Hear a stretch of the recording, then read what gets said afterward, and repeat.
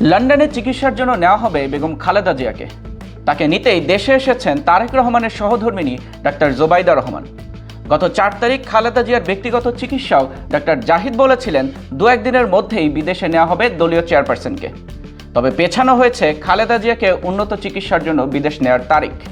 বিএনপির পক্ষ থেকে তাকে বিদেশ নেওয়ার বিষয়ে গতকাল শুক্রবার সকালে নতুন তারিখ বলা হয়েছিল 7 ডিসেম্বর। পরবর্তীতে জানা গেছে নতুনভাবে তারিখ পিছিয়ে সম্ভাব্য যাত্রা তারিখ ঠিক করা হয়েছে 9 ডিসেম্বর। তবে পেছাতে পারে এই তারিখও। একটি সূত্র জানায় খালেদা জিয়ার শারীরিক অবস্থা বিবেচনা করে তাকে বিদেশ পাঠানোর পরিকল্পনা আরও 2 দিন পিছিয়ে 9 ডিসেম্বর করা হয়েছে। তবে তার যাত্রার বিষয়টি নির্ভর করছে তার শারীরিক অবস্থা ও চিকিৎসকদের সিদ্ধান্তের ওপর। এদিকে কাতারের ব্যবস্থাপনায় নতুন করে যে এয়ার অ্যাম্বুলেন্স ভাড়া করা হয়েছে সেটি 6 ডিসেম্বর ঢাকায় অবতরণের কথা ছিল। তবে পরে সময়সূচি পুনর্নির্ধারণ করে 10 ডিসেম্বর করা হয়েছে। সংশ্লিষ্ট আরেকটি সূত্র জানায় জার্মানির FAI রেন্টে জেট নামক একটি প্রতিষ্ঠানের মাধ্যমে এই এয়ার অ্যাম্বুলেন্সটি ভাড়া করা হচ্ছে। এটি আসবে জর্জিয়ার রাজধানী তিবিলিসি থেকে।